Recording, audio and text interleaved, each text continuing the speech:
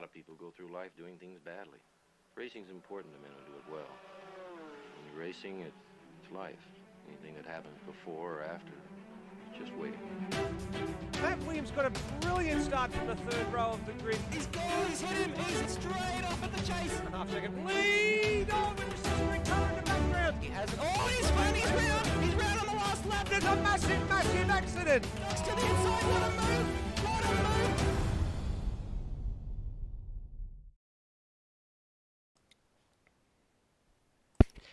Hello everyone and welcome to Donington Park. That is a picture of Interlagos that you're looking at because I forgot to update the picture, but nonetheless we are at Donington Park tonight for 35 laps around the circuit in Britain. My name is Stairs for Apex Rear Wing TV and Short Shift Podcast, and joining me in the box tonight is Scruff. Welcome to the box, Scruff. Thanks, Des. Good to be back. It's been a few rounds since last time we called one of these races together. Yes, well, you've been on an extensive recce of the Porsche Cup Series to get some information to bring to the commentary box. So what have you found out in the intervening weeks? I don't like driving the cars very much. That's about it, really. Fair enough. Well, I guess you prefer sitting in here talking about those particular cars then. I mean, wouldn't you? Well, you're doing it, so surely. Yes, that is quite the case. I have absolutely no desire to drive these cars at all. But the guys who do are Brenton Hobson, Rob Nether, Will Devenish. Beg your pardon for Will Devenish, left an E out of his name there. But those are the points of the top four, and Hobson with a chance to take that title tonight. Currently sitting 90 points clear of Rob there. Foley, Simpson, Schultz, and Jared Filsell rounding out the top 8 in the Porsche Cup Series. And as I mentioned before, 90 points Hobson leads by currently, and at the end of tonight's action there will be 100 points left on the table. So if he outscores Rob by 10 points tonight and Nether by just do some quick maths here, 7 points, then he will take the title tonight. That math seems backwards, or I just didn't look properly. No, because he leads Nether by more, so he needs less points in order to make his right, yeah, amount. No, I was backwards. Indeed. As is often the case. Let's have a look at the information for the race. As I mentioned, we've got a 35-lap feature race. This is one of the parts of the series where instead of doing 2 sprint races, we do one long race of 140 kilometres around this clockwise circuit. And Donington Park, it's quite a famous one, but would you believe it's not one that I can recall us racing in AMS Oz in the recent past? Yeah, first time we've brought any series here, and I've been out there earlier today and played around in a few different cars during the week, and definitely good track, fun to get around. I know it, and I'm sure a lot of people do from MotoGP games, so it was a bit odd trying to relearn the track and doing it in cars for the first time ever, I think. Yes, you've just given me quite a bit of flashback back to playing MotoGP 2008, I think it was. The amount of filler I've just gained us. Yeah, remarkable. Yeah, that was the last time I think that I touched Donington in a racing sim, and I used that word with a huge amount of what are the terms? Inverted commas. I would have gone. Actually, I can't even remember the saying I was gonna offer you. Doing well already, as you'd expect from a commentary jingle like us. Yeah, we're looking at Brenton Hobson now on his outlap. The qualifying session is only just 10 seconds ago ticked over to active, and Hobbo, obviously not particularly keen to wait for the light to go green, has jumped the gun a bit. He's got a huge amount of free track as a result. He was the only man on circuit for about 30 seconds, as the rest of the field, well, there's about 5 cars now, apart from Brenton Hobson, who've taken to the racetrack. Hobson, obviously not particularly patient tonight. Yeah, he may have been a tad annoyed with me last time for doing everything in my power at Interlagos to get to the end of the pit lane before him and spend a while in his way. Well, let's have a look around this Donington circuit, because Brenton Hobson is now on his first flying lap and the double right-hander. It's a circuit that's gone through a few changes over the years. It's not exactly the same as it once was, but here is the part of the track that I can remember quite significantly from those MotoGP days, the uphill S's section, which was very, very difficult in MotoGP 2008 to get right. Into this right-hander here, and all the time going up the hill, meaning that every single corner is so important, because when you're going uphill, every little bit of momentum is extremely important. And then heading back down towards the main straight, we've got this left-right chicane coming up, and how late does Hobbo dare brake for this chicane? He's spotted the apex quite nicely there, just taking a little bit of curb on the entry and on the exit, right down to the final hairpin. And this is where the track likes to fold back on itself, like, oh, and he's gone a bit deep there, that right-hand hairpin. Wonder how much time that'll cost him. Up the this little back straight here to the left-hand hairpin, the final corner of the lap, and going through there at about 70 kilometers an hour at his minimum speed across the line. And Hobbo sets a... Oh, he hasn't set a time. You know why that was? Because he jumped the gun when he came out at the start of the qualifying session, and so it hasn't counted his first lap. Interesting the way the game works that one out sometimes, because at some tracks you will get your first lap counted, other tracks you won't. So not sure if he would have got a track cut on that lap or not, or if the game's just decided to randomly penalise him for running the red light in the pit lane. Yeah, I'd go for the former. I don't think there was any track cuts there. We didn't see any sector times come up for Hobbo on that previous lap, so I think it is fair to say that he went out too early. And we're currently looking at purple sectors for Andy Simpson in Sector 1 and Brenton Foley in Sector 2.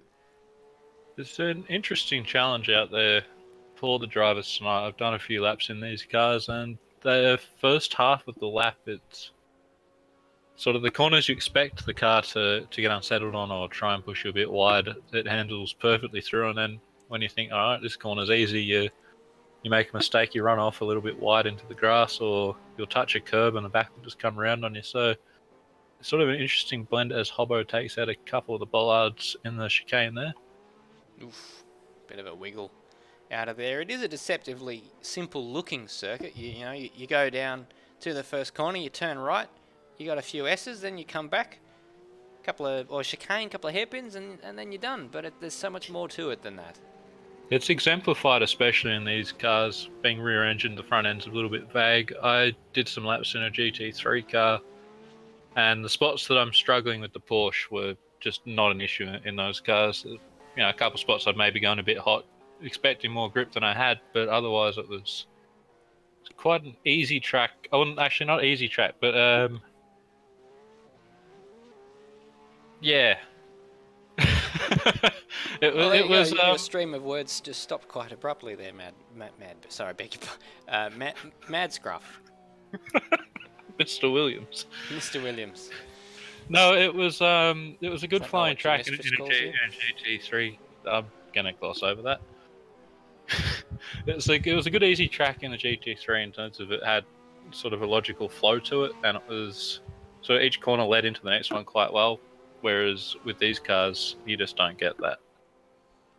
Well, Andy Simpson, the early pace setter in this qualifying session, he has gone to the top with a 31.5 and was looking like he was about to smash out another lap that was quicker than that. His first two sectors were both purple, but I think he may well have got a corner cut in the final sector because his time has not come up on our screens. And going wide through the first sector on this lap, so he'll be jumping back into the pits. Brenton Foley currently sat up in second place with Will Devenish in third and Brenton Hobson fourth. Got Johnny, who's just set a purple first sector. Just come out to complete the second sector now. Interesting to see how he's gone through there. Just waiting for it on our timing screens now, as he can't keep the pace up. But not actually too far off the pace there. He's still on a very good lap, actually. He very much is. And he's been a bit unlucky. You were with me when we commentated on that Porsche Cup series. Sorry, we are talking about the Porsche Cup series. This is the Porsche Cup What series. I meant to say was that race in the Porsche Cup series in Montreal 2 rounds ago, where he was running quite well, but He ended up involved in an accident down there at the hairpin, which I think was not his fault. That caused him to drop down the order. If not for that, he probably would have been looking good for a podium. But here he is, slotting into first place ahead of Andy Simpson, and winner not so long ago in the Super Series at the Paperclip at Ipswich, the Queensland Raceway circuit, not too long ago. And he's pretty handy in these cars. You have a fair bit of experience yourself racing side by side with him. I remember all the way back in, I think, March or April in Sandown, giving each other a lot of respect and having a lot of fun. Well, I'm sorry that you bring that up because that allows me to correct you. I actually wasn't commentating with you for Montreal. I had a side-by-side run with him there as well. Oh, I beg your pardon. Yes, that was Lewis Wedding, right? Because yes, which that ended in me trying to be clever and take a little bit of extra curbs, try and keep it going for another sector and spinning around.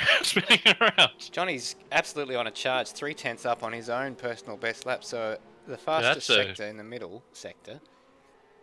It's a very good time he's set already as well. His best lap in practice was a 30.7, so he's still got plenty of room for improvement there. So my apologies to Lewis Wedding for confusing him for your fine self at that Montreal race where he commentated with me. Apology. Lewis, gracious me, Johnny's just gone 5/10 faster than his own benchmark there, so he's got some pace, does the young boy in the M&M's car previously driven by none other than Corey Ott, who has been nothing more than a shadow, or no, what's the opposite of a shadow? A ghost for the previous 6 months. Johnny still has some time left on the table. There is he has about half a tenth off his best time in practice, which was a lot quicker than anyone else in practice. So looking very strong here. It'll be interesting to see what Simpson and Hobson can do in response. Yeah, well, Simpson really no answer on this lap. He's down by about a second. Brenton Foley's just on an outlap by the looks of it. Osrob slot up into 4th place there, and that's going to be very important for his charge towards second in the championship. He's up on his PB by a marginal amount, only 3.5 tenths off pole. Nether, where's Nether? We haven't seen. Oh, he's slotted up into 3rd place. Did that happen while I was asking where he was? Yeah, he's just set that time not long ago. I was just looking to see where, as Hobson now goes 3rd place. He's oh my goodness. Hobson, I think, just took about a second off his, half a second, more than half a second, 3/4 of a second even off his previous best time. So time's starting to come in here at the end of the qualifying session. Second fast. Hard to know really who to look at here. We've got a lot of stories. Oh, who's that in the target car going off the track there? We didn't. That was the car that was originally driven by Jared Filsell. I believe in the previous round it was driven by Scott Nolan, so I would assume that was him in there again, having a couple of technical issues just prior to our broadcast going to air. But just as on my point from before, we've got a lot of narratives tonight. Brenton Foley is looking for his... Brenton Hobson is looking for his 4th win in a row and could possibly seal the title tonight if he outscores Osrob by 10 points, as I mentioned before. Osrob, meanwhile, is only 3 points clear of Nether, and with Nether and Osrob swapping positions quite consistently throughout this qualifying session, that's a battle that I think will go down to the wire for 2nd place. Will Devonish is a little bit further behind there in 4th place, seemingly fairly comfortable with Foley down there in 5th in the championship and 6th in qualifying so far. Yeah, Foley been very disappointed with his form in the Porsches this series. Last time out, he had 2 spins from decent positions that cost him dearly in the races. So tonight, I think he's just looking to have a nice clean run, get through to the finish and see where he winds up.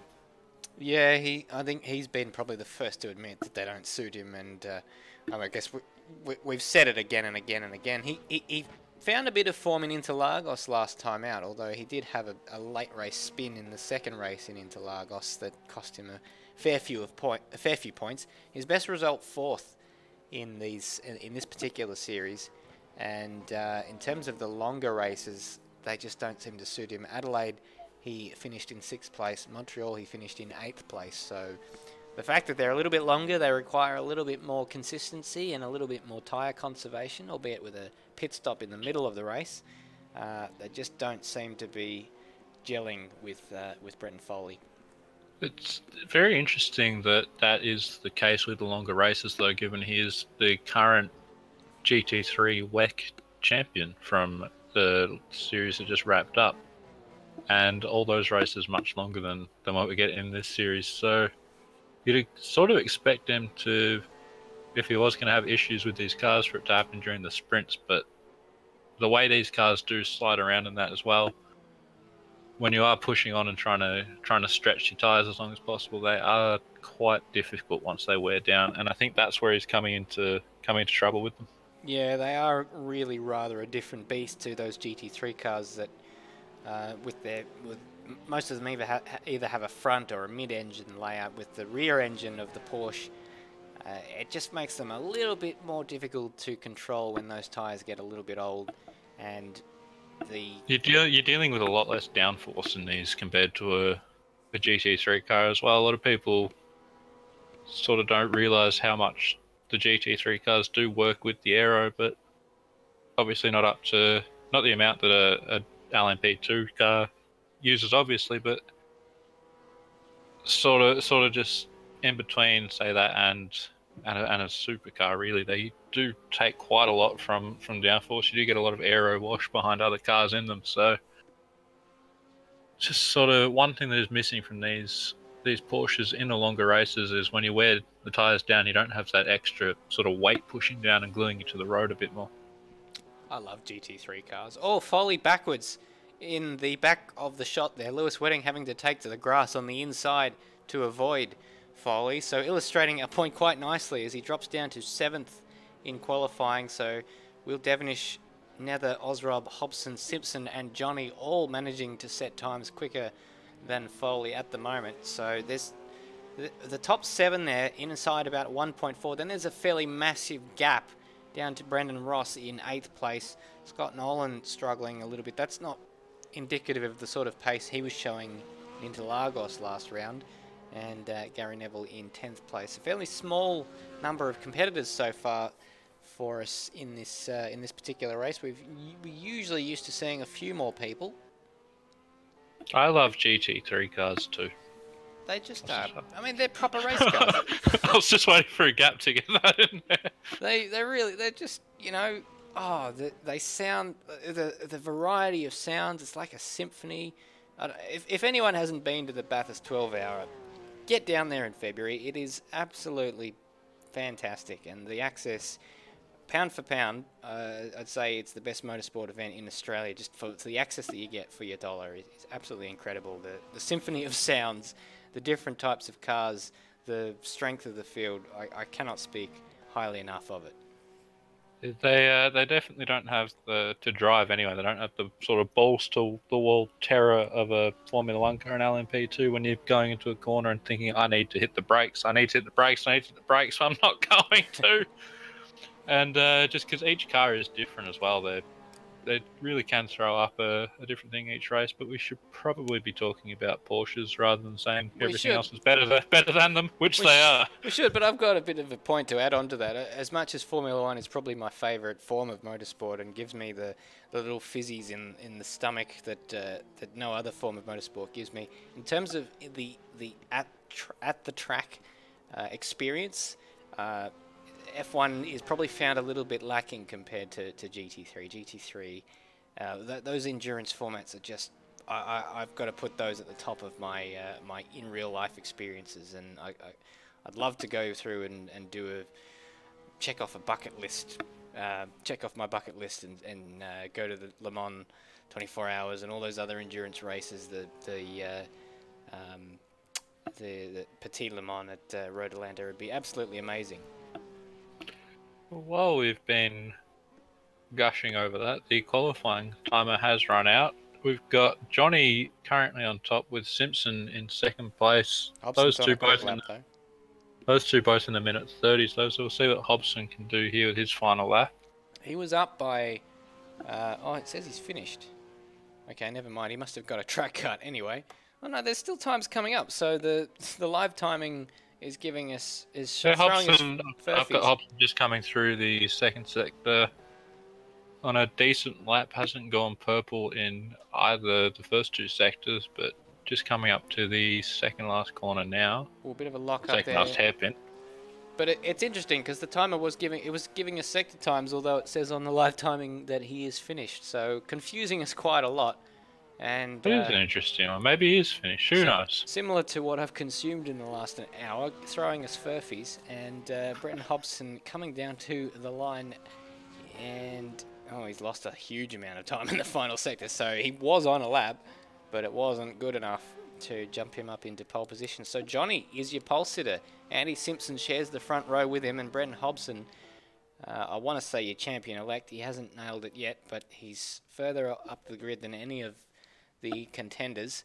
Ozrob ahead of Nether. That may well prove crucial in their fight over second place. And that is your qualifying session. It'd be very interesting to watch Ozrob and Nether through this race, one of the longer formats, so you wouldn't expect them to try and get in too much of a fight early on, sort of hopefully just figure out which one's quicker and drive around in formation. For their sake, for our sake, I hope it's an absolute balls to the wall brawl. Yeah. I want to see a 6-car crash on the start. I want to see them doing barrel rolls, landing them, and then doing another one. It would be a brave man to disagree with you. Are you a brave man, Stairs? Do we have to throw down? Not at all. Let's have a quick break. On the other side of the throwdown, we will get your predictions. Do not go anywhere. A lot of people go through life doing things badly. Racing's important to men who do it well. When you're racing, it's life. Anything that happens before or after, just waiting. And it's lights out and away we go. It's a great start from Sebastian Vettel. We come up the inside. McLaughlin gets it to They run, but the Red Bull Racing man has got through. The champion's done the job. They're all gone. They're all gone. Tander's off. McLaughlin's off. Make room. Richard Petty and Dale Earnhardt. There's another 7-time champ. Jimmy Johnson wins his 7th NASCAR Sprint Cup championship.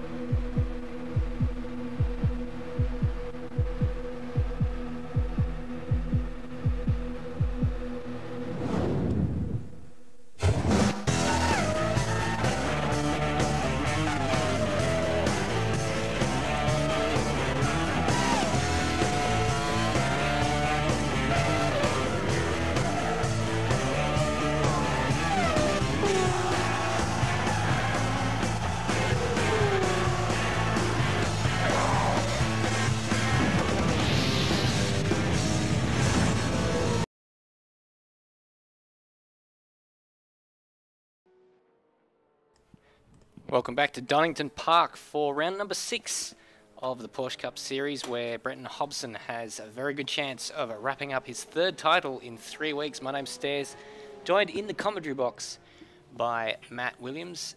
Scruff, the L Chief, question for you and anyone watching. I usually have an answer, so this could be fun. Do you know what those bugs are that make those sort of clicking sounds when it's really hot? And they kind of sound like gas firelighters. A Mexican walking bug. Don't think that's true, but nonetheless, if anyone has the answer, chuck it up in the live chat because I am very curious.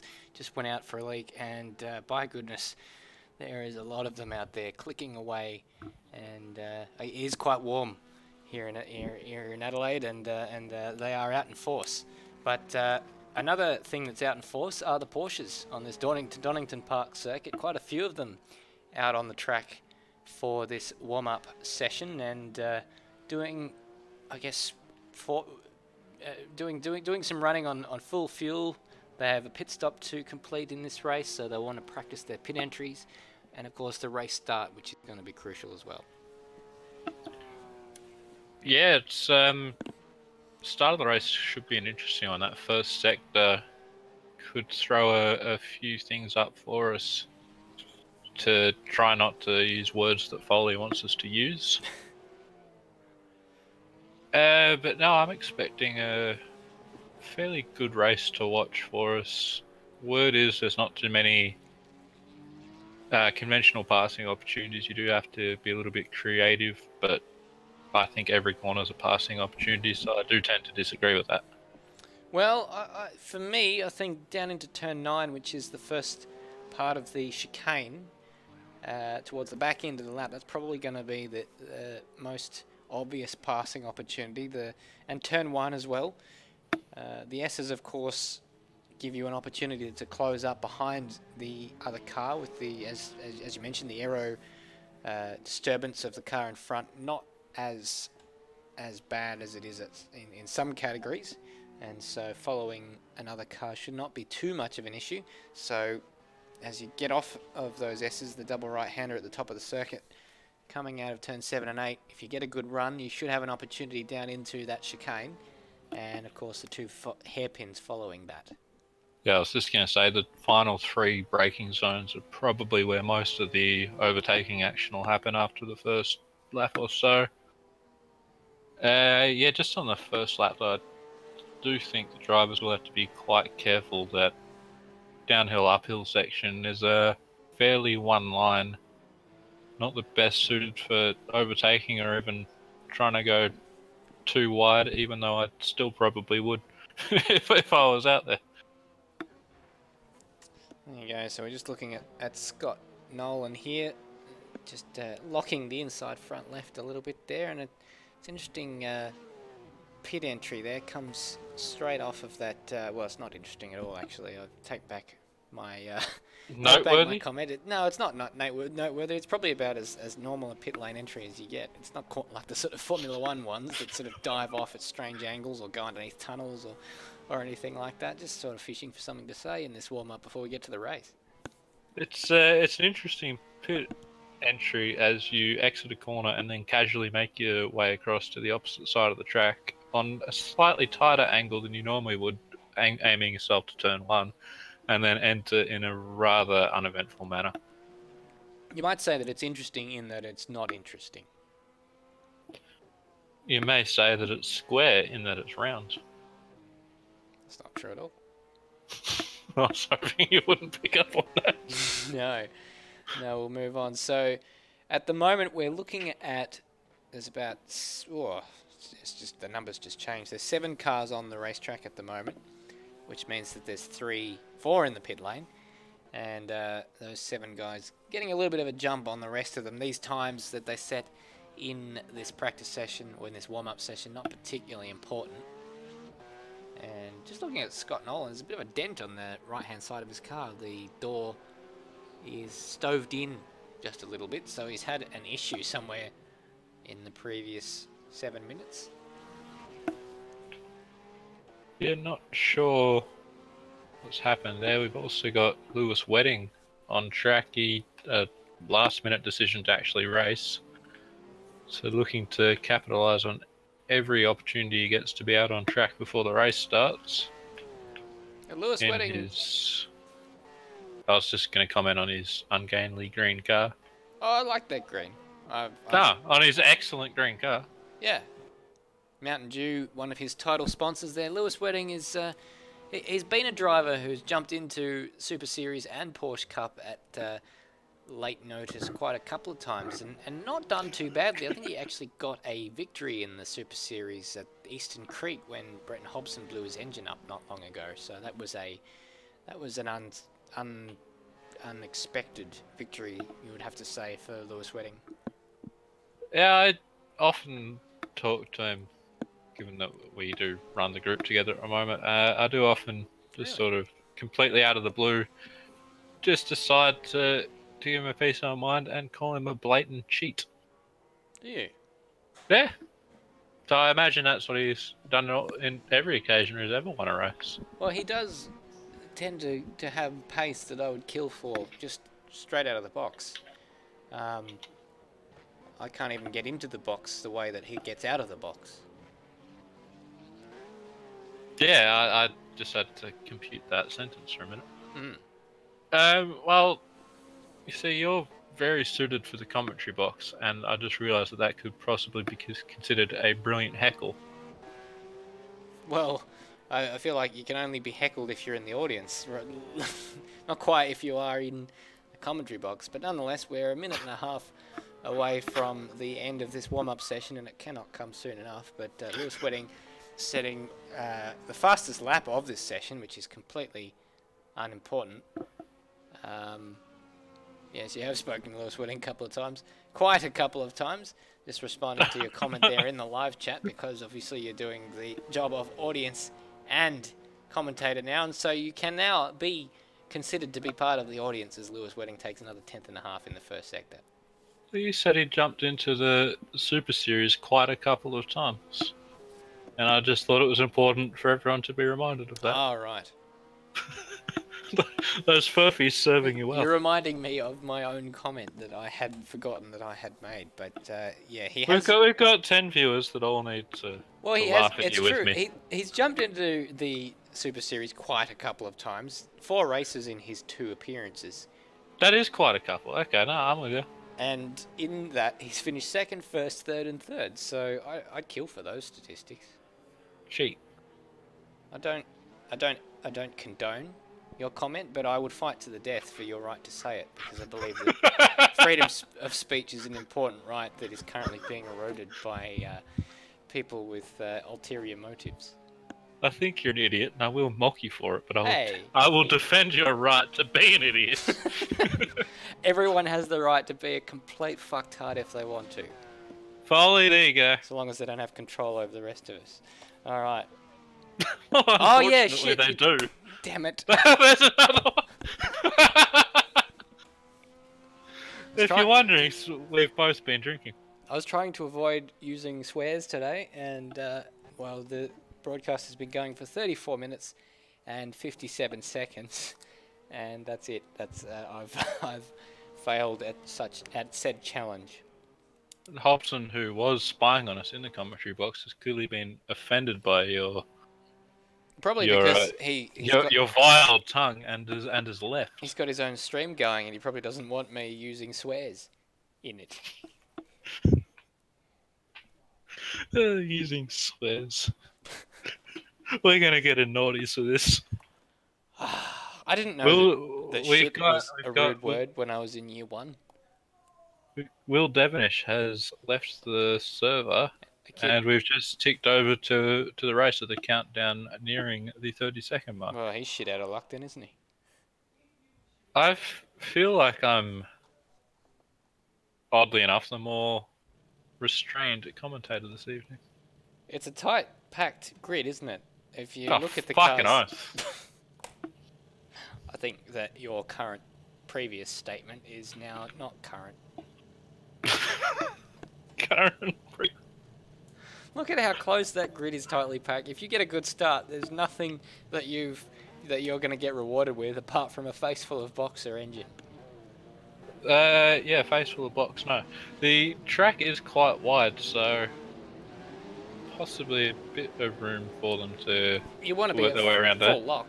You want to be at full lock, anticipating a bad start from the car in front. Nonetheless, let us take you through the grid. That M&M's car that you're looking at, that is the pole sitter Johnny Kirkham, and he has been pretty quick in that qualifying session. Look out for him in the race, because he's got a good chance of victory tonight.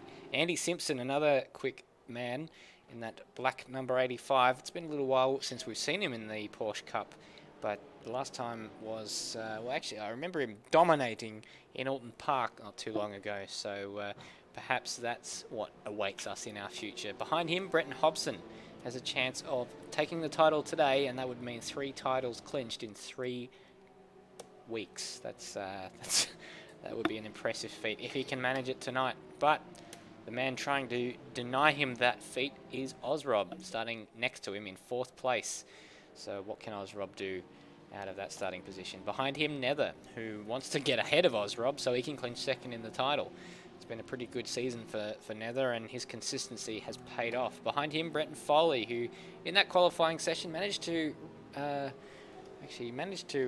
finish in 7th, but because Will Devonish is not taking the start, he starts out of 6th place. So Devonish's pain is Foley's gain. Brendan Ross starts behind him in 7th place, with Scott Nolan in the target car a little bit further back than he would probably like to be, down there in 8th. Gary Neville warming his tyres, starting out of 9th place for the number 61, and Lewis Wedding, not setting a time in qualifying session, will start out of 10th place. And now Will Devonish doesn't seem to have made it into the service, so no start for Will Devonish. Yeah, bad luck for Will there. He's had some decent form in these cars of late, so he would desperately wanted to be out there, but unlucky enough in that the game is doing its thing. Lucky for Foley though, it's normally Foley who gets booted 5 seconds before the race starts. Yeah, anyone who was for watching... no apparent reason whatsoever. You yourself were watching the Apex Rear Wing I? broadcast last night. Yes, you were. You commented. Oh, really? He got kicked in the warm-up session there, and by all accounts, it has absolutely destroyed his TCR campaign, the defense of his title there. We got lights, and we're going to get racing very shortly indeed for 35 laps here in Donington Park. It was a really, really good reaction there for Andy Simpson. Johnny's going to slot in behind there into 2nd place, so the pole sitter not getting away at all. And 3 wide action behind. It was a really, really bad start for Brenton Hobson. Where has he got back to? He's down to 7th behind Nether. No, 6th, beg your pardon. So Ozrob up into 3rd place. Fantastic start. Scott Nolan from absolutely nowhere going forwards into 4th place. What a great start for him. Nether in 5th and Hobbo in 6th. And I'm realising that fighting the same two people every round for the last couple races has damaged my ability to commentate, because I have no idea who's who or what they're doing. Well, there you go. Now, Hobson's having a look on Nether in the background there. Yeah, but I feel like he went for the move and then tried to back out of it, but then I think he may have had a chance to make that move, because I think now that braked earlier than he was expecting, but Hobbo with the title line on the inside is forced to back out of it. What on earth has happened there? Lewis Wedding taking to the grass, and we'll try and find him. There he is, recovering to the track. That was a really strange incident, side by side with Brenton Foley, and I feel like Lewis Wedding is about to retire from this race. He's trying to reverse it back on the track now. No, it looked like Foley was just trying to duck back in behind Hobbo. Maybe just had his eyes forwards a little bit too much, not checking the mirrors. Not 100% sure there, so don't quote me on that and yell at me later, Brenton. I've never called you Brenton in my life, and I won't do it again. But yeah, that was an interesting one. Scott Nolan moving up into 3rd place ahead of Ozrob there. So Scott Nolan actually into 3rd place. Andy Simpson skipped away into first place. Great start from Nolan, and yeah, Simpson just sort of trying to set the pace out the front, get out to a nice, good early lead. It looks like, which is definitely doing Johnny marginally faster to the first sector this time round. And or a bit of a mistake there from Ozrob. No, he keeps it together there. Ozrob trying wiggle. Sorry, no, that was Nolan having another wiggle on the way out of that corner. Yes. These two driving very hard here early on. They certainly are. So Ozrob currently where he finishes, if he finishes in this position, and that is a very, very, very big if, he would keep the championship alive to the next round, which is the penultimate round of the championship in mid-Ohio, because he is ahead of Brenton Hobson. Brenton Hobson needing to outscore him by 10 points to take the title tonight. Looks like Foley may have made a small mistake somewhere. He's just over a second behind Hobson. Now we saw him right behind him a lap ago when Lewis Wedding went off, so not quite sure what happened there, but bit of a lock up there for Scott Nolan, but he manages to hang on to the position. Ozrob not close enough to capitalise on that little mistake there. Hobson's still behind Nether as well, back in 5th and 6th place. Certainly is. Nether's caught up. He's definitely got a lot of form in these cars at the moment. He's driving them very well. I've been I want to say surprised, but I feel bad as he just gets a little bit of the grass Hey. there, and it's a bit of a wiggle on his Hobson taking all the curb there. Tricky part of the circuit, but yeah, he did grab a little bit of grass. He's been consistent in these cars, and that has been. I mean, I love consistency. I think it is sexy. I just unmuted myself. Oh no! What's happened to Scott Nolan? Scott Nolan spinning round and losing all of the positions from his good start. What a disaster! He's undone all of that good work. Let's have a look what happened there for Scott Nolan down at the top of the circuit there, the double right-hander. Did he just lose the back end? That was exactly what happened. The rear went round on him. They put the engine in the wrong part of the car, and so that has caused him to spin around and drop down to 8th place. What disaster for Scott Nolan. Yeah, he's got plenty of laps left though to recover, so doubt he'd probably be annoyed, but I don't think he's got too much to be worried about at this stage.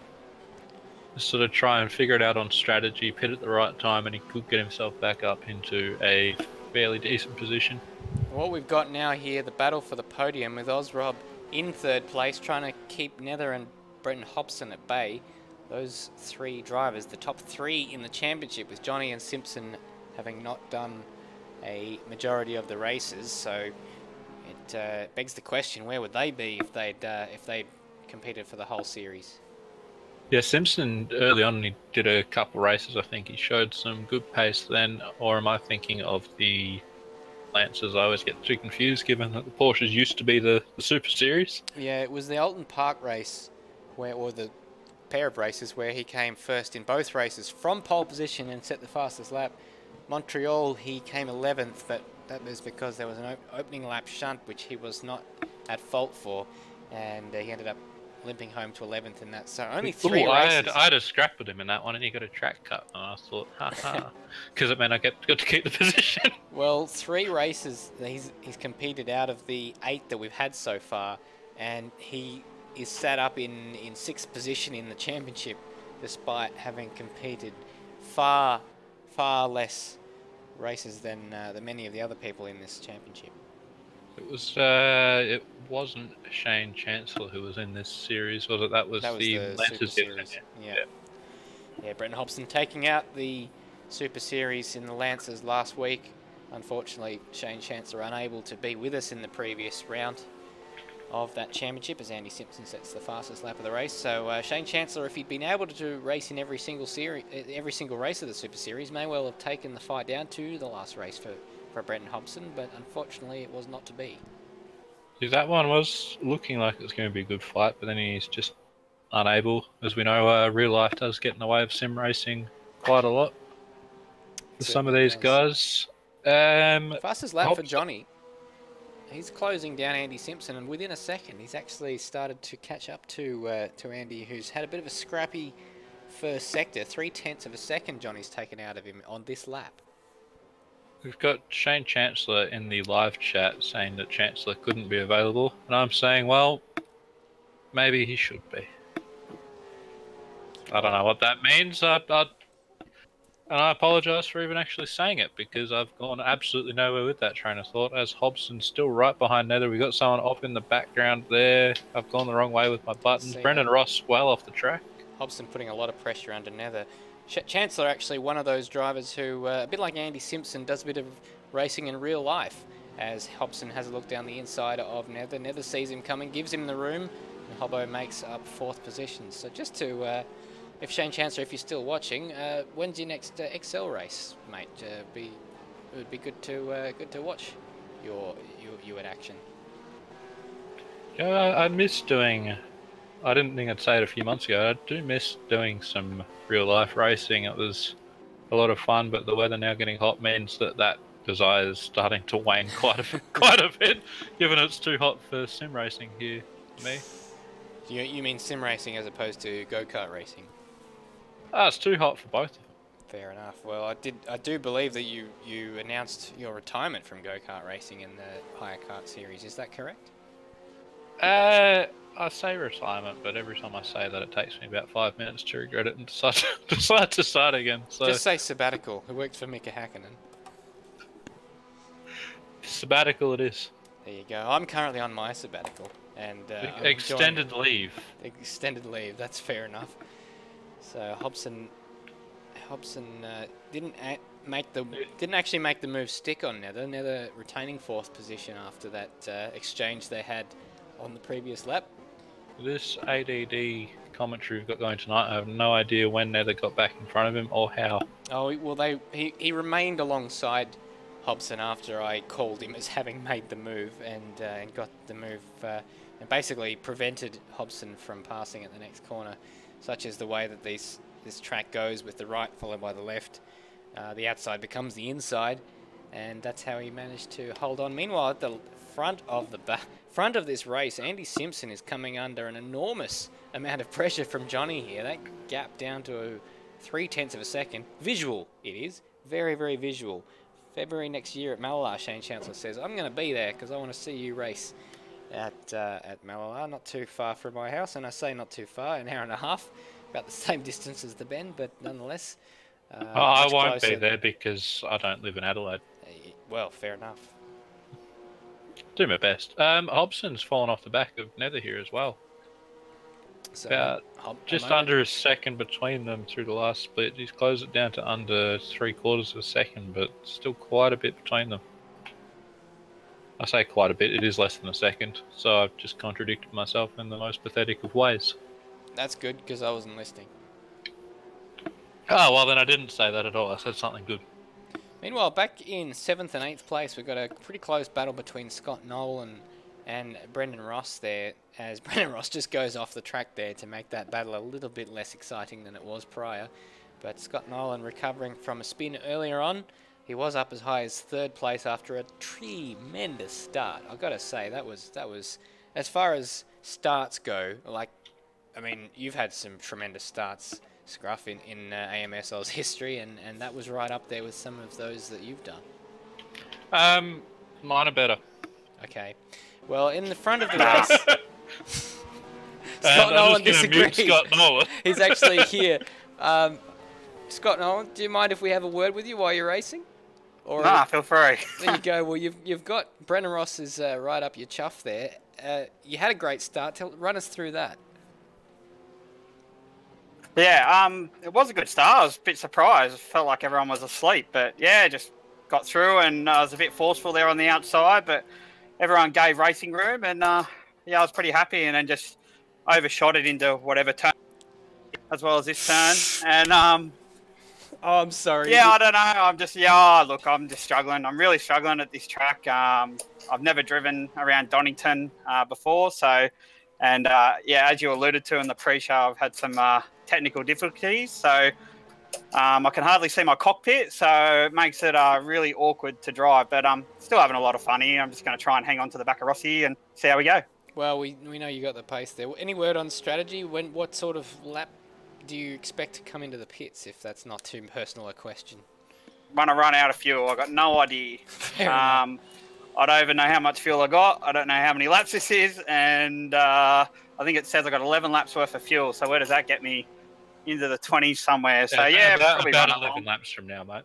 Yeah, thanks, Scruff. Fair enough. Well, good luck, Scotty. Congratulations on the good start, but commiserations on everything after that. It's just a bit of fun, and yeah, we'll try and emulate it in race 2 and see if I can get Scruff there to say it's better than him. That's okay. There's only one race. Oh yeah, That's true.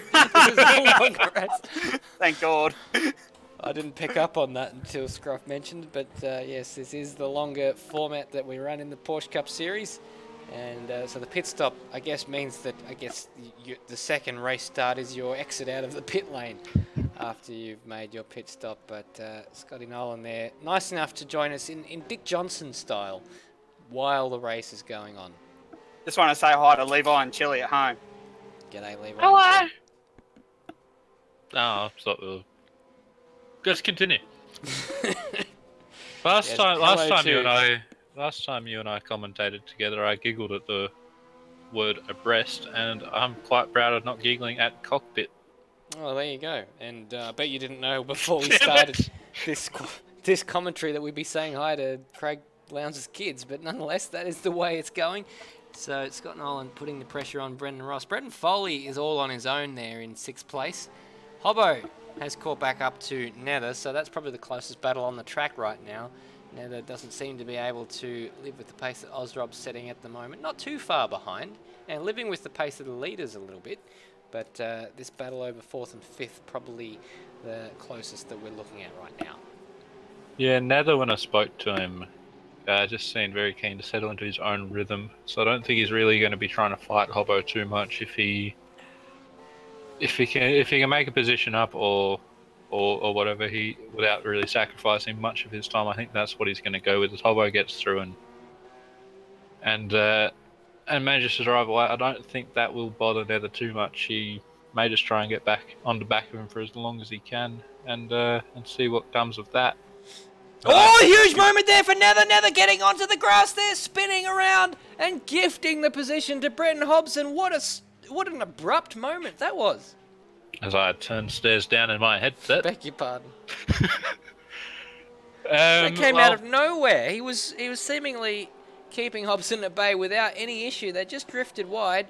You hit the brakes when you've got a wheel on the grass there, and these cars will spin you around in a very, very short amount of time, and that's exactly what happened.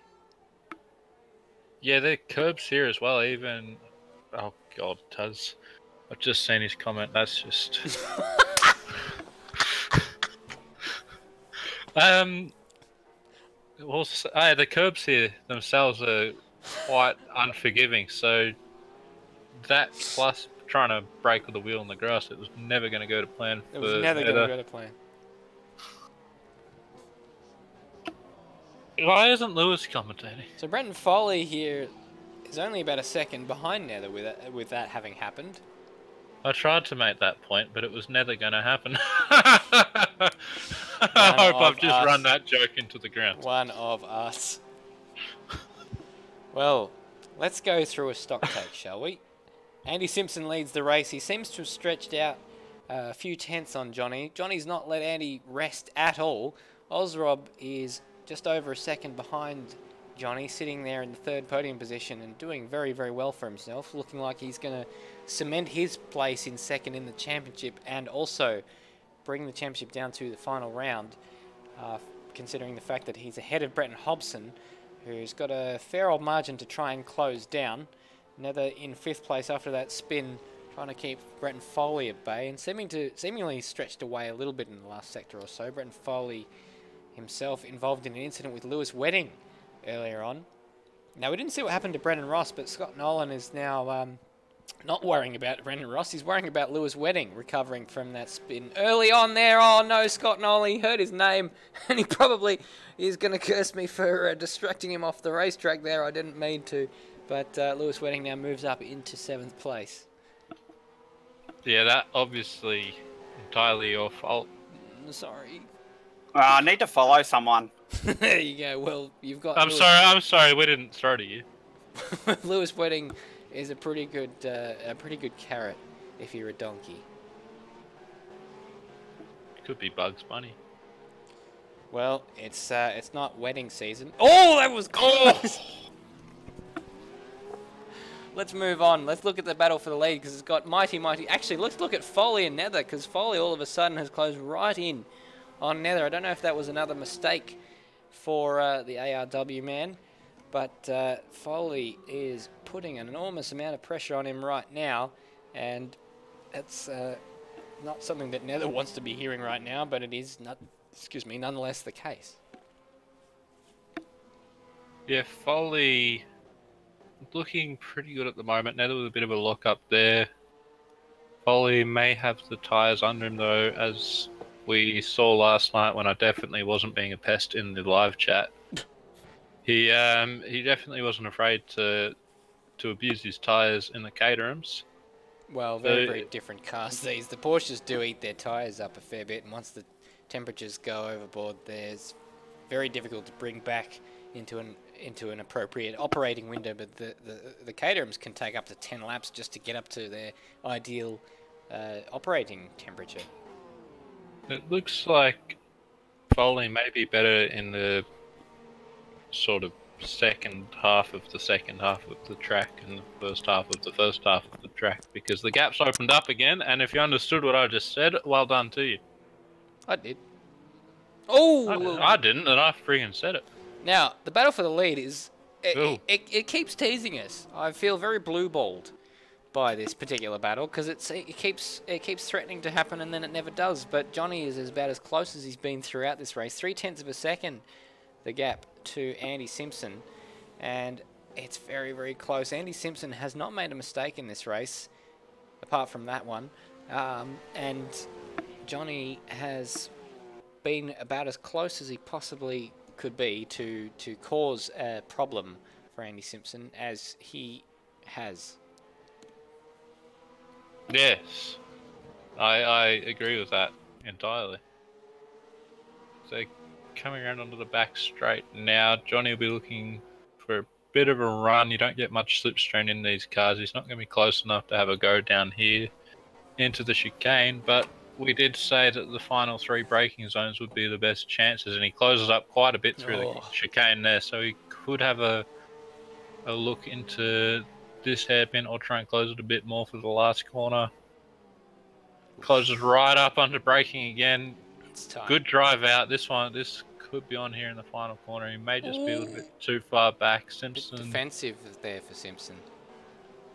About to come across the start-finish line. Let's go on board with Johnny now and follow him around. Let's listen to that engine noise so I can get a beer, so that we can watch how Johnny has his advantages over Andy Simpson and where Andy Simpson has his advantages. I really should be on board in order to get the full experience here. Coming down the hill, Johnny just looking to stay behind him. Don't have to worry too much about any aero wash in these cars. A little bit wide there, that's going to cost him coming back up the hill. Very difficult corner despite looking simple when you're on the track. Coming to this corner, if you get it a little bit wide on the exit on that curb, you will spin around and you will die, as I get a lot of wind noise in my ear. There's a plane. Oh. To the left. You might have seen that there's a plane. There's a lot of detail going into this circuit, and that's quite remarkable. I'm on cockpit view because I thought it was easier to look at. We are looking at cockpit view. Oh, holy crap, we are! I mean, goodness gracious, we are! So, Johnny, well, I feel like this race is going to end up being decided by the pit stops, because there's nothing to choose between Johnny and Andy Simpson right now. Yeah, it'll be an interesting one. If I was Johnny, I'd...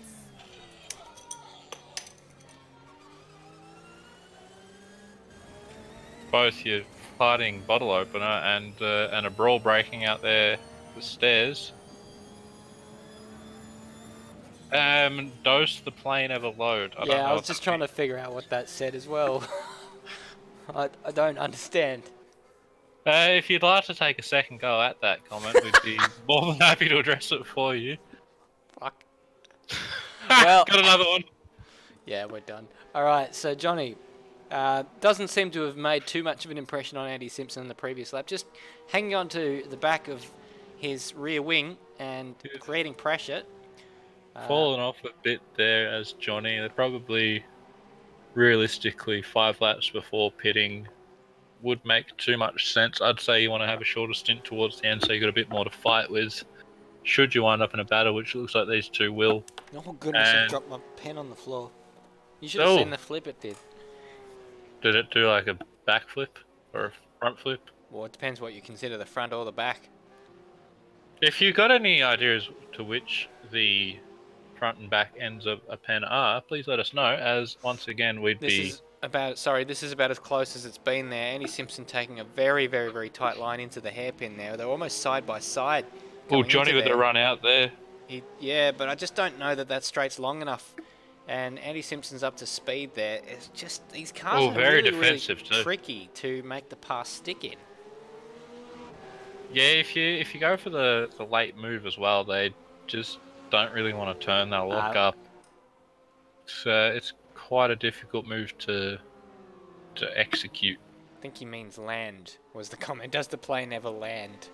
is what I'm gathering from the from the from the collaboration in the comments there. That the question from Sex, Drugs and Sim Racing. Bit of help there from Coops WA.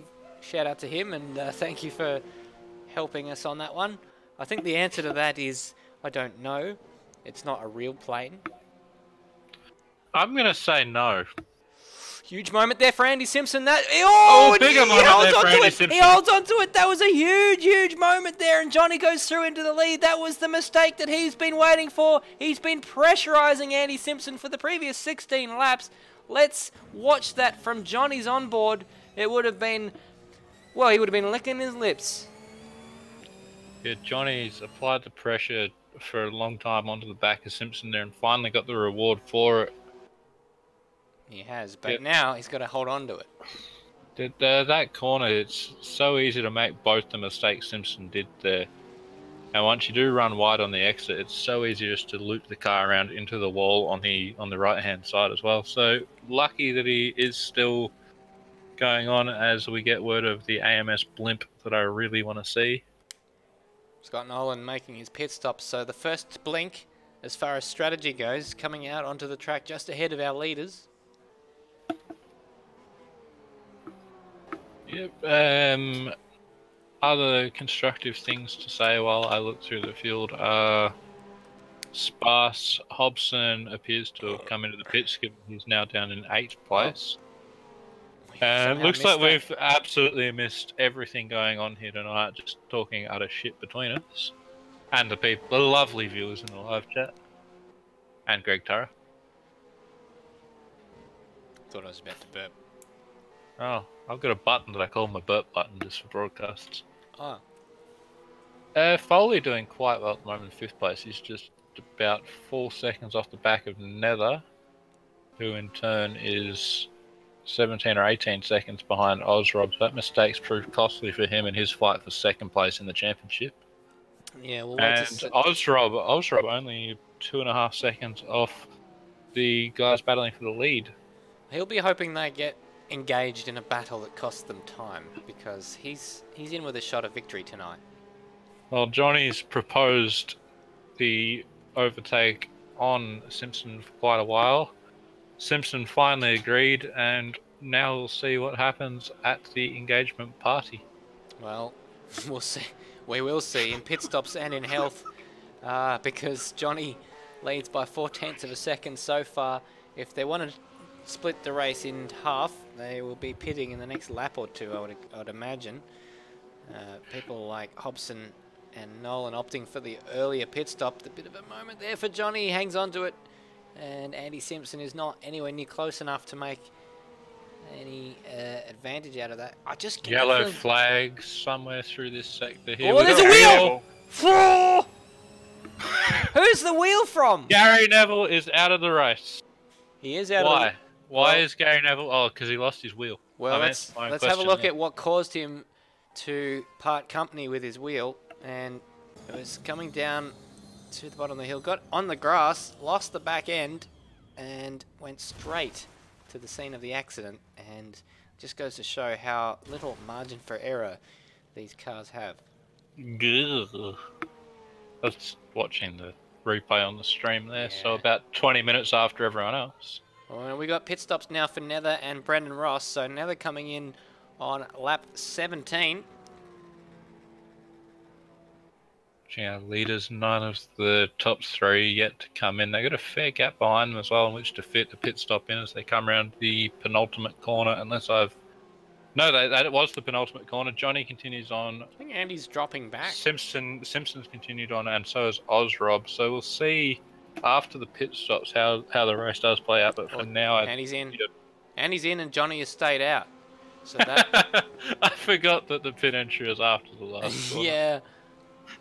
It's so conventional. I completely forgot how it was. If this pit stop was Johnny with a bit of a slide there through the first corner, but gathers it up. If this pit lane was a person who committed a crime in a lineup of people who the victim was choosing who committed the crime, it was very likely that an innocent man would go to jail. Yeah, you don't want to finger the wrong people.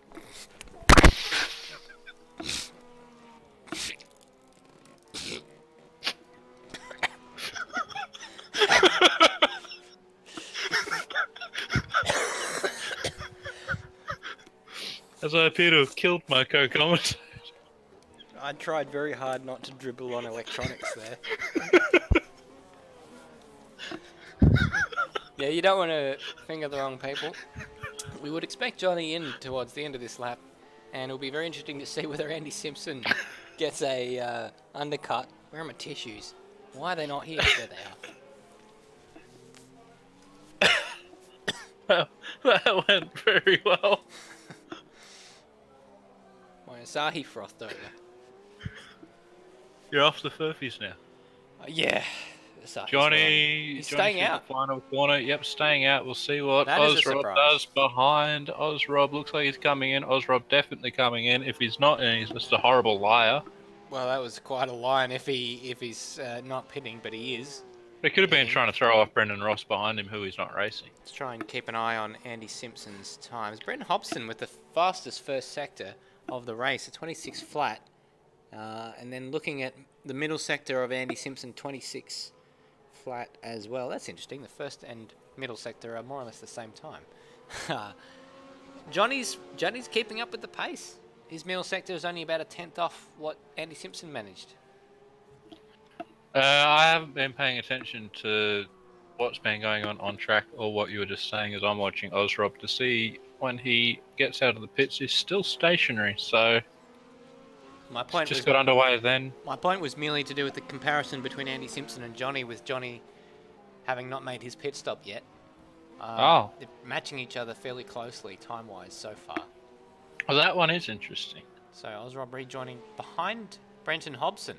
That's very interesting. Who has pitted, and I'm not even going to call it till they come through the first sector. I wonder if Hobson decided to do something tricky with his tyres, or Ozrob maybe he was repaired a bit of damage, or whatever happened. Well, it's cost him. He did look like he was stationary for quite a while. He's now almost 8 seconds behind Simpson as well, so maybe just a little bit of damage, or these guys not taking tyres in front of him, or taking 2 tyres, or something different in the pits. I can't be sure, but it definitely was something different in the pits because I'm an idiot, and that's where the difference was made. This is the decisive moment of the race now, because Johnny is in the pits taking service, and Andy Simpson currently set up in 4th place with Foley and Wedding by virtue of not having pitted, occupying 2nd and 3rd place. Andy Simpson coming up to the right-hand hairpin, just 1 corner between himself and the end of the lap. Johnny just coming Still down off the stationary. jacks. This is looking good for Andy Simpson, I would say. We're just waiting to see if Johnny's moving. He's Andy moving. Simpson's still coming through the final Oh, corner. it's going to be so tight. He's coming down the main straight now. Johnny making... Oh, look at that. Johnny rejoining well ahead. That's about 2 seconds, 2.5 seconds the advantage. That is a huge lead. My goodness. Johnny's gained a lot there, whether or not... Well, you said the times were fairly similar through the pits, so maybe the cleaner entry, slightly shorter stop, maybe taking a bit less fuel, maybe not taking as many tyres. And crucially, fresher tyres towards the end of this race for Johnny, potentially, if he has taken new tyres. Actually, I've just remembered information that would have been useful to have when the pit stop started several laps ago, and that is that taking tyres doesn't... Hobson spun in the background there. Unbelievable. I was about to mention how he's in sight of the leaders, and he got that thing up onto the grass out of the 2nd corner, and then Brenton Hobson spins around down to 6th place. So same corner again where Simpson had the issues earlier when Johnny first got past him. Hobson very lucky to keep it out of the wall there. Good morning, Mike Coulston. Oh. Wow, screw that train of thought. No, Hobson very lucky to keep it out of the wall there, because earlier when I was doing practice in case I raced, it was quite annoying going into that wall, I think 2 laps in a row with identical crashes, to the point where the tyre marks actually went over the top of each other. Which was freaking awesome. So yeah, Hobson just drifting a little bit wide there. When he lit up the rears, he had a wheel on the grass, and it was that very awful sound of the engine just reaching towards the limiter, and it just reminds me that my car won't start, so I'll have to ride to work tomorrow. Why won't your car start? Something to do with the electrics. Simpson's closed in a lot on Johnny. He has, so... Less than a second between them now. That was a massive gap when Johnny left the pit lane, but now under a second. I wonder if Johnny's just being a little bit circumspect with Johnny on this lap on the colder tyres. And I thought you were going to say circumcision. Yeah, that's when you cut the foreskin off. We're just trying to give them tips. Well, the thing about circumcision is that you lose the tip. I think we should change this topic back to racing. Yeah, I'm not Jewish. Well, I mean, just the fact that you feel the need to say that says that you have some prejudice in your heart. No, I very much No, don't. alright then. No, I couldn't care less. I'm not Jewish, so what do I care? Insult them all you like. It's not my I'm problem. not insulting anyone. Yes, you are. So Foley and Wedding taking a long time to do their pit stops. Foley now into the pits as I say that. So Lewis Wedding becomes the last man to. Excuse me. He's gonna have some fresh tyres towards the end of this race.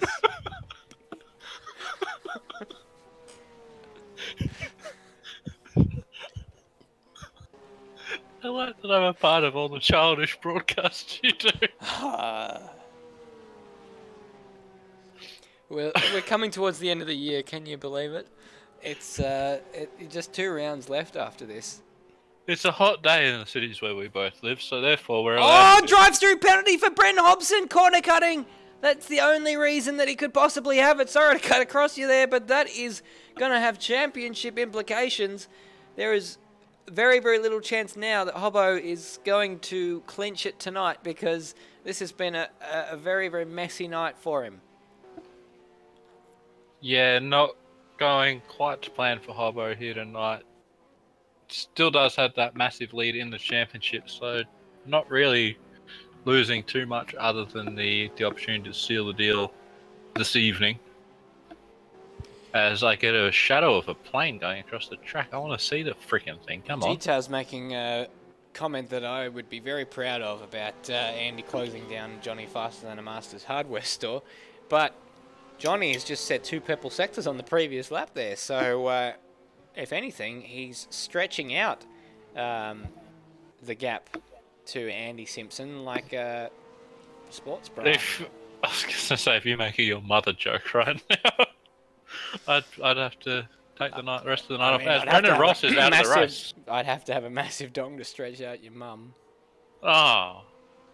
Brendan Ross is out of the race, I'm sure you're not. Unfortunate for Brendan Ross there. He was putting Scott Nolan under some pressure earlier on. And the man with 2 titles, I believe. Well, actually, no. He's got the potential of clinching 2 titles because he's in the championship for the Pro-Am category for Super Series, and he took out the Rookie Cup Season 2 not too long ago. Unfortunately, tonight he will have no such accolades afforded to him. Yeah, I agree with whatever you said. I was listening and then just completely forgot what you actually said, so that's gone to plan. Nether 2 seconds behind Hobbo, so it looks like those 2 could continue their battle from earlier on, unless Hobbo hasn't yet taken his penalty. I don't think he has, because he was well behind Ozrob before, and still is. Well, yeah, but 10 seconds, that's not as much as what a drive-through penalty would cost him, so I would expect Hobbo to come in probably towards the end of this lap to serve that penalty. And that would be good news for Nether.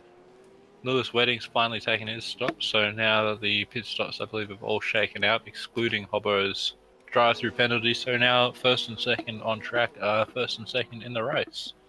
So are we going to see Hobbo come in this lap? Looks like he's going to stretch it to the final possible opportunity. Wedding's still stationary in the pit lane as Nether, I beg your pardon, and Hobbo go through. Brenton Foley just coming around the final corner now. Simpson not letting Johnny get away, but not really making any more headway after bringing the gap down. However, he managed to, after Johnny's pit stop, there's just over a second between the two of them now for the lead. Yeah, that is going to go down to the last lap, I think. Johnny and Andy Simpson. Meanwhile, Lewis Wedding rejoined just ahead of Brenton Foley. Brenton Foley with the warmer tyres at the moment, but Lewis Wedding with the newer tyres. So that one could be interesting. Get it going. Little blue pill. Yeah. I'm still in commentary mode. Good. That's right, little blue pill is now commentary mode. We good? Oh, we're back. Yes, we're back. Welcome. Beg your pardon for the little technical moment. We are back on the air. OBS just crashing on us. You missed nothing. Lewis Wedding. You really didn't. Hmm? I was just giggling. Lewis Wedding. Brenton Foley keeping him at bay for 6th and 7th place. Johnny still leads the way from Andy Simpson. Osrob occupying 3rd place. Brenton Hobson, we don't believe, has served his penalty yet, so he's probably going to actually rejoin somewhere near that near that Wedding and Foley battle after he takes that drive-through penalty, which will promote Nether up into 4th place. I think the stream's still fucked. Looks good to me. Oh, there we go. It's back. It's loaded. It's perhaps my internet's deciding to have a mood, which is good news for the server. There you go. Well, we apologise if you are watching us and you have any issues with our stream. We did have a problem with OBS about a minute ago, but it looks like we are back and up and running from my point of view. Everything appears to be in order. It's a reference no one will get these days. Thankfully, nothing 20 years too late on that reference. exciting has happened during the race itself. Johnny's gained 4/10 on Simpson since last time I mentioned that. Oh. Sorry. Whoops. Beg your pardon. Well, that was me.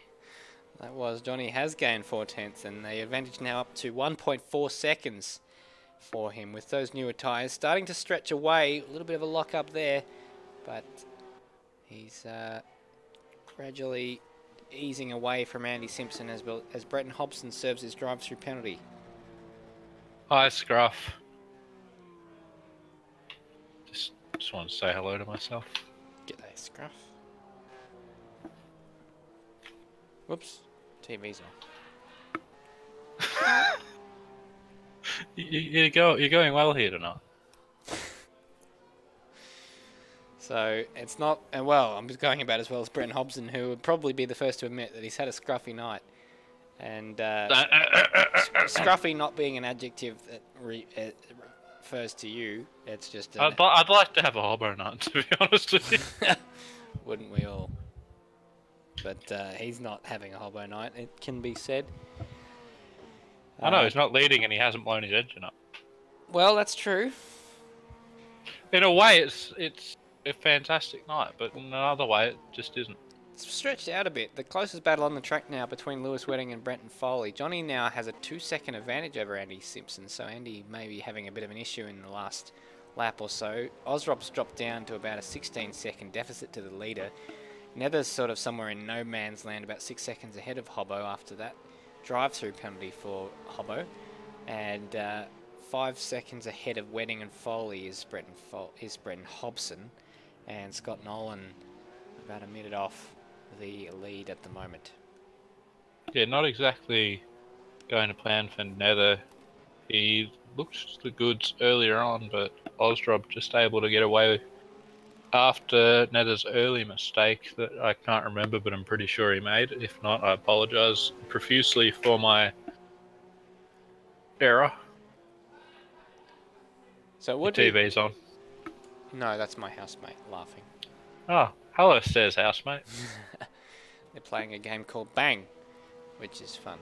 So I've played that game myself, and I can definitely word I'm looking for your story. Corroborate.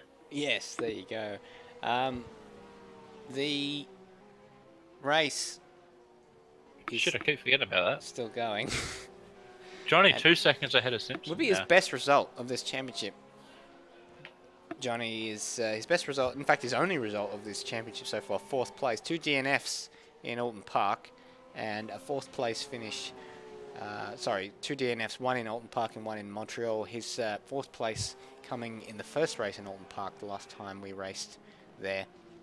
And this, of course, would be a much, much better result than that.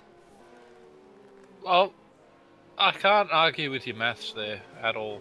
It's just flawless in every sense of the word. Wedding and Foley still separated by just under a second. Nothing much else of note going on, and this race is disappointing me in ways that I can only begin to describe by suggesting people look at the AMS Oz Porsche Cup Round 6 from Donington Park. Have you had children? No. Well, Although going by myself and my siblings. Good point. well, it would be the first time that Brenton Hobson has not finished on the podium if he finishes where he does now, and there's very unlikely that he would finish on the podium as it stands right now. He's got to make up something in the order of 20 seconds in order to get up to where Ozrob is, so he'd need one of the top 4 to, well, 2 of the top 4 at the very least to have a mistake, almighty mistake, to give Brenton Hobson the podium, as it were. And 5th place, it will mean that he starts mid-Ohio next round with a pretty good chance of wrapping it up there, but his lead over Ozrob will be reduced a little bit, and it means that he's got to wait at least one more round in order to clinch this title. Yeah, the only real way I can see him getting on the podium here tonight now is both the guys in front of him do make a mistake, which isn't completely out of the question. Well, no. Given that they are driving by themselves in a race this long, it can be quite difficult to maintain the concentration and get to the end, especially in cars that already do slide around quite a lot on boiling hot tyres that have been going for 15 or 20 laps as they have been for Nether and Ozrob. So not out of the question, just incredibly unlikely, as I'd probably just go and jinx either Hobbo or one of the 2 guys ahead of him. Johnny out to 4 seconds now, so that looking like a pretty foregone conclusion for the lead of this race now. Foley closing right in on the back of Lewis, so It it's really now is. under half a second between the 2 of them. Those 2 very, very close, and 2 of the guys who pitted later in this race, so... You're wetting on the far newer tyres of the 2 of them, though, so you'd think advantage wetting, but Foley clearly does still have some pace in the car here. Yes, Foley making scientists question their motives. Scienticians. It's interesting because Hobbo's task... Just going gloss in- over that. Yeah, I do that. Hobbo's task tonight was to outscore Ozrob by 10 points. Instead, Ozrob is going to outscore Hobbo by 10 points. So maybe Hobbo misread the brief going into tonight's race. Well, we've all misread our briefs before and put them on backwards, so... I mean, I just do that if I don't want to do the laundry. But now... No, you put them on it inside out. Oh, they're side by side, Lewis Wedding and Brenton Foley. Last time this happened, Wedding it was didn't pointed end well away for a Wedding. while. Yeah, it did not end well for Wedding, but here they are. Dun, dun, dun, dun. Oh, dun, Foley dun, in the dun, grass. dun. Oh, Wedding not giving him any opportunity. So that was, he's got a memory, Lewis Wedding, that stretches back 31 laps. And I would have done exactly the same in that situation. Yeah, If you go off the track, I'm not going to make room for you. It's your Foley job to get getting back on the track. as good as he deserved there. They're even now. And Foley will probably know that. I think he'll probably still feel bad for what happened on the opening lap of this race, and Wedding. He has no soul. He's not feeling bad. He just wants that position. That's all Foley wants, and I will get a message later on tonight telling me off for that comment. What is the term you use? Ginge or something? Filthy ginge. I wouldn't say filthy. I think that the scientific research could be done. The science-ticic. Doesn't make sense, the words we're saying. But here they are with Foley now on the outside, exactly where Lewis Wedding was on the opening lap when they came together, and Lewis Wedding outbrakes Foley by an inch. I thought he was going to try and hang it too wide through there, but just backing out. He knows I'm going to criticise him for that later. He's gone deep on the brakes, but he's pulled it up very well there as Foley is wetting it, so a fair bit of wheel spin. He looks like he was sailing wider than Steve Harmison in the 2006-7 Ashes series. I remember that, Paul. Or all 5 of them. And that was it was remarkable that he managed to get it stopped as soon as he did. He had an almighty lock-up, the front inside tyre. Sorry, I farted. It's really toxic.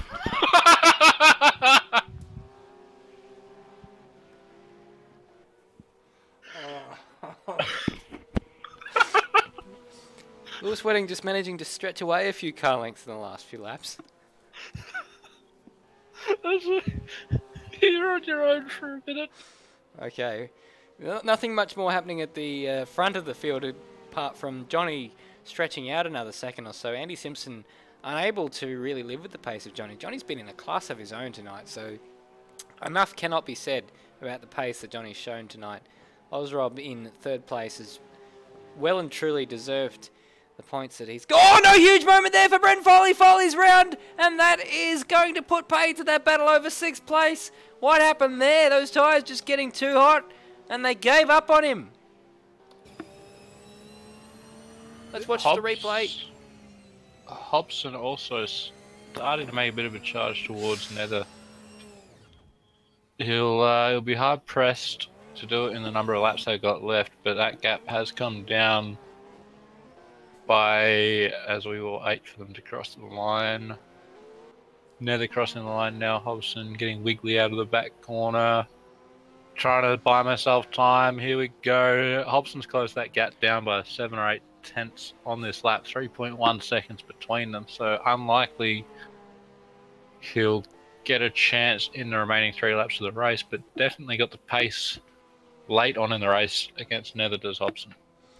Yeah, so Foley now there, back in 7th place. He's not going to lose the place to Scott Nolan, but he's well off the back of Lewis Wedding after spinning in a way that would probably prompt Matt Wade to say, nice Gary.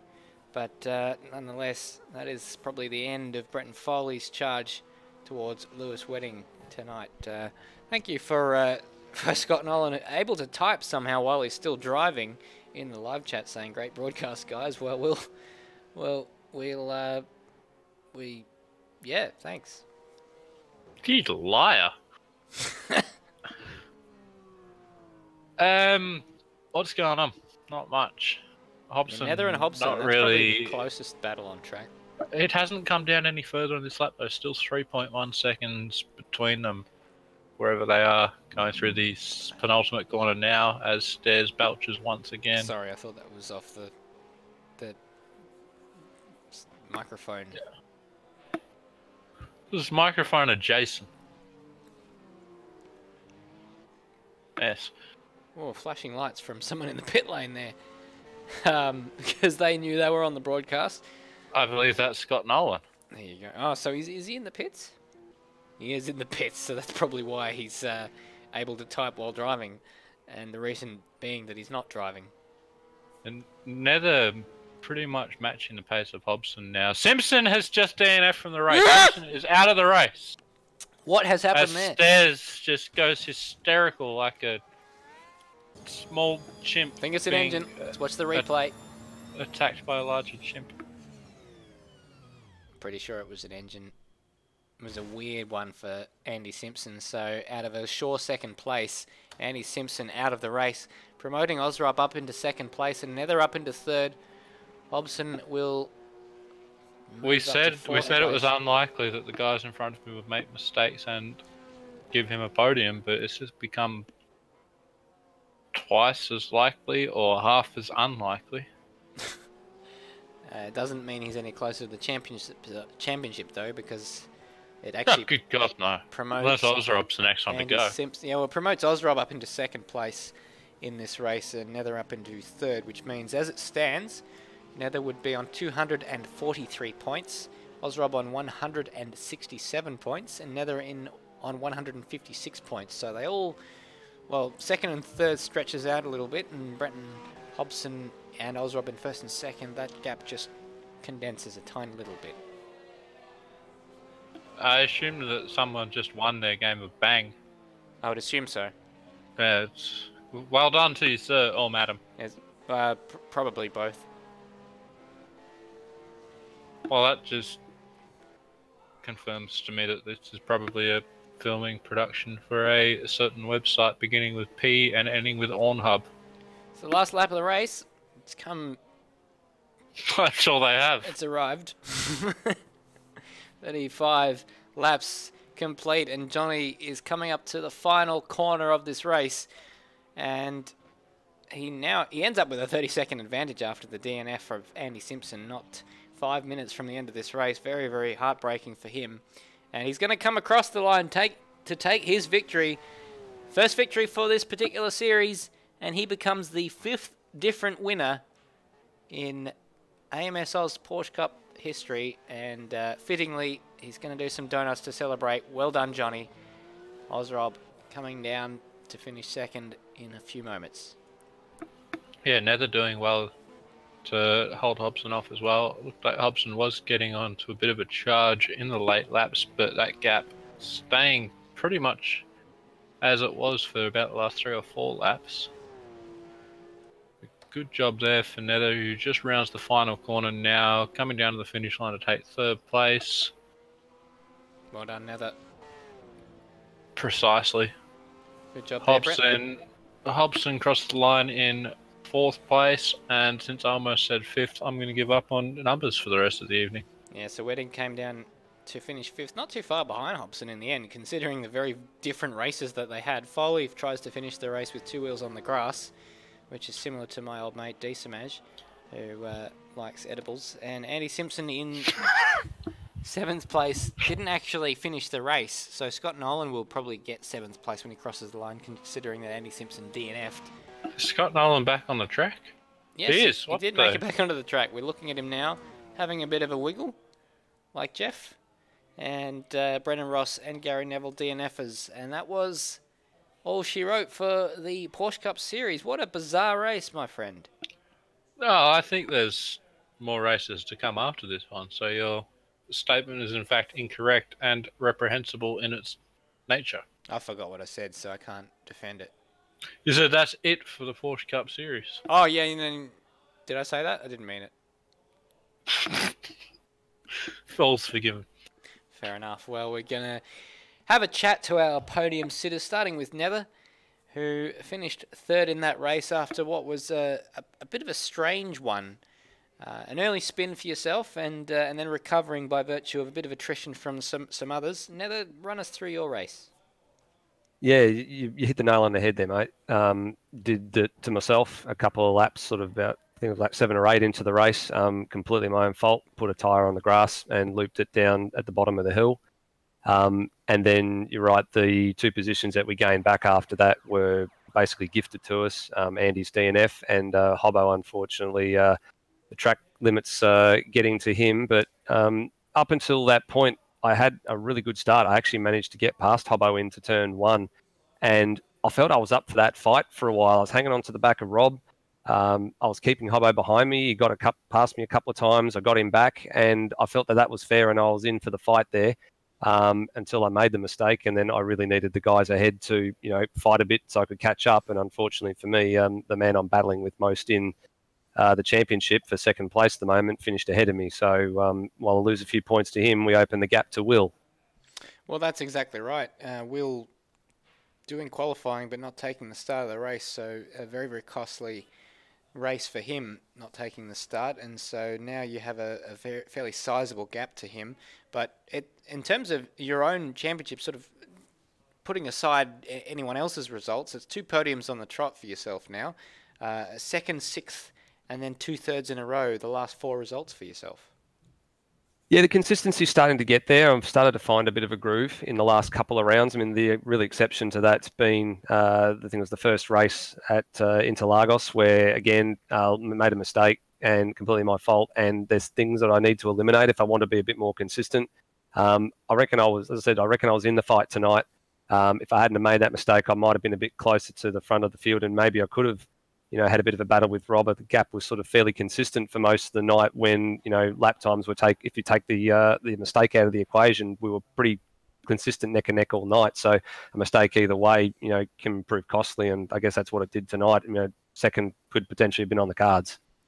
Could possibly have been. We saw quite a few people making mistakes, and those long races certainly do put a premium on consistency. But nonetheless, it was just the one mistake, and because it was only one mistake, you still finished on the podium. So congratulations for that. Thank you. Well, moving on to Ozrob, finishing second in that race, and keeping the championship alive for another round by virtue of not being outscored by Hobson by 10 points. You're going to go to the next round in Mid-Ohio with, albeit a very, very slim chance of the championship.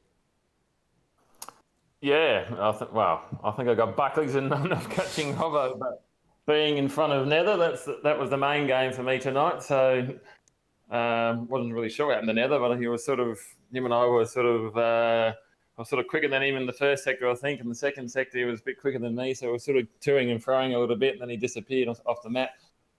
And I was sort of in the first half of the race trying to stick to the back of Johnny and Simo, and I sort of got to it in a second, and then I spun up the wheels too much. And once you do that in these cars, it's pretty much game over, and especially when it's towards the end of a stint. So it went, and then after that, it was pretty much looking in my mirrors, just looking at the time and to see where everybody else was. And lucky for me, Hobbo, for one, made a few mistakes tonight, and Simo obviously made a mistake at the very end, which has gifted me second. So either way, I'll take whatever I can get. So you've got to be there in it to win it, and you've got to be there at the end. So I'm pretty happy with that. Exactly right. Well, congratulations. That is your third second-place finish in this championship. It comes after you got victory in Pukekohe in round one and your fifth podium of the championship. So a very, very, very, very consistent championship for yourself, Ozrob. We wish you the best of luck for the next two rounds. Thank you. Excellent. Well, our race winner, Johnny, not here with us, and neither the championship leader, Brenton Hobson. So we're going to throw to a wild card. He likes to be known as Tokyo Drift, apparently. Brenton Foley, he finished the race in seventh, I believe. It was an up and down sort of race for yourself. Oh, finally got the mic working. Yeah, pretty much. This is my first time racing when it's been really hot. I was struggling from lap 3, and the spin was towards the end was just purely me not being able to concentrate. But I have to apologise to Lewis on lap 1. I haven't watched it back, but I assume it was my fault. I had the eyes forward, and I didn't really notice him coming up the back on the side. Didn't really leave him enough space, but had a pretty fun battle later on. Yeah, and it looked like when you were having that battle, he was. You found yourself with the tables turned, and you were on the outside going down to that hairpin where you had the incident in the early stages of the race, and he didn't really want to give you the room, which seemed fair enough, I suppose. Oh, I haven't watched it back. I'm pretty sure I didn't leave him room, and if that is the case, definitely deserved. Fair enough. Well, it looked like a lot of fun regardless, and I'm sure that he would realise that you didn't do it on purpose, and no hard feelings, but nonetheless it was exciting to watch, and my first commentary with very hot weather as well. So please take that into consideration when you're watching Brenton Foley and Lewis Wedding having that incident. Cool. But I thought it was excellent. Well, what else did you think was excellent? What are your thoughts of that race there, Scruff? Johnny done good. Most certainly did. The superlatives could go on for some time, but they won't, because we're going to run out of time if we keep talking about him too much. But it's only his fourth start in this particular series. fourth 2 DNFs, and first tonight. Johnny did a very good job, and a very deserving winner. So our congratulations go out to him. Yes, congratulations. Yes, well, that's pretty much all we have time for. Thank you very much indeed for watching. As far as AMS Oz goes, I believe Super Series action continues next week. Just off the top of my head, that'll be the Bathurst round, with the championship already being secured by Hobson last week out in... can't rightly remember what circuit that was off the top of my head. Queensland Raceway. And, no, is that right? Or did they have one in between? Anyway. So I think I commentated the last round with you, and that was Queensland. Anyway. You said abreast, and it was awesome. That is something that happened. It was Queensland Raceway, just to double check on that. So, yeah, Hobson securing that last round with a 5th and a 1st place. And so it's basically, it's open slather next round. Anyone could win the race. Could be, well, Shane Chancellor's not going to be one of the people who's going to win that race, because he's said to us in the live chat that he can't join us. So we look forward to throwing the doors open and seeing who races in that championship. It's going to be a dead rubber, but it's Bathurst, so it doesn't matter. It's going to be fun. And then of course after that, it's just the last 2 rounds of the Porsche Cup Series to close out the year, and then that's it for 2018. Yeah, I don't know how to follow up on what you just said, but there was a small pause, which I assumed I was meant to fill with words. Well, you did that, just that, and you did a fine job. So thank you very much indeed for joining me in the commentary box there, Scruff. Thank you to all of our drivers, and thank you very much indeed for watching. All of the viewers, all 10 of you right now currently watching. There was as many as 14 at one stage. And anyone watching this in the future, don't forget to like, comment, subscribe, all that sort of stuff. Share it with all of your friends, all of them. And that's it. That's it. You have our most sincere condolences. Cheers. Bye for now.